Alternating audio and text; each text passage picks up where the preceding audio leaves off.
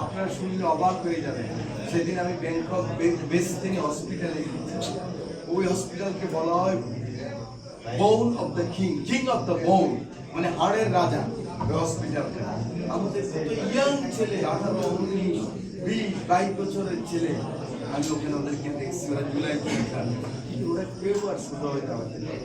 কারো এত প্যারালাইজ, কারো হাত নাই, কারো পা নাই, কেউ প্রস্রাব পায়খানা করতে পারে না, সারা জীবন পাম্পাস করতে হবে। আপনার এখন সুস্থ আছে, আমরা পাওয়ার আকাঙ্ক্ষা রাখতেছি, আগামী দিনে হয়তো একটা পাওয়া হবে আমাদের।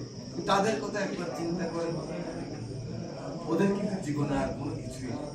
1 জুলাই যোদ্ধা রংপুরে ইয়াং ছেলে, একজন আমাদের ইব্রাহিম কার্তির মতো বা একটু কমও হতে পারে বয়স। আমি ওকে দেখতে গেলাম, অনেকেই দেখছি, ওকে দেখতে গেলাম।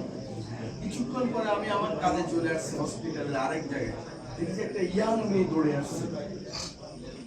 বলেছে, এমপি সাহেব আমি আপনাকে খুঁজতেছি। এত বড় হসপিটালে খুঁজে পাওয়া অনেক কষ্ট। ওর সাথে আরো 2-3 জন মহিলা, এরা জুলাই যোদ্ধাদের আত্মীয়। ওই মেয়ে একদম ইয়াং মেয়ে। আমি বলেছে আমি, আমার স্বামী জুলাই যোদ্ধা।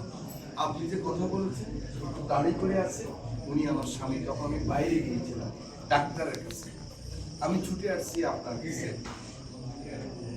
ওই মেয়ের কাহিনী হলো, এই ছেলে কিন্তু সারা জীবনের জন্য পঙ্গু থাকবে। ওই মেয়ের সাথে এই ছেলেটার সম্পর্ক ছিল বিশ্ববিদ্যালয় রংপুরে, আবু সাইদ দিনের পড়তো ওখানে।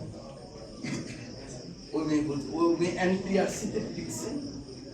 ওই মেয়ে স্কুলের, হাই স্কুলের শিক্ষক হিসাবে সে জয়েনিং পাইছে। সেই সময় কিন্তু মানে জয়েনিং পায়নি, পরীক্ষা দিছিল সেই সময় এই জুলাই আন্দোলন। এবং ওই মেয়ে বাপ বিশ্ববিদ্যালয়ের শিক্ষক। মেয়ে বলছে আমি এই ছেলেকে বিয়ে, এই পঙ্গু ছেলেকে বিয়ে করবো। পঙ্গু ছেলেকে বিয়ে করবে, বলে আমি এনটিআরসিতে এখনো জয়েন করতে পারি। আপনারা বলবেন ইমোশন, আবেগ। আবেগ ছাড়া পৃথিবী চলে না, আবেগ ছাড়া কোনো সৃষ্টি হয় না। আবেগ না থাকলে এভাবে পতঙ্গের মতো জীবন দিয়ে, আজকে এই ছেলেরা জীবন দিয়ে আমাদেরকে এখন রাষ্ট্র পরিচালনা পর্যন্ত আমরা সুযোগ পেয়েছি, এটা হতো না। এই কথাগুলি আমাদেরকে মনে রাখতে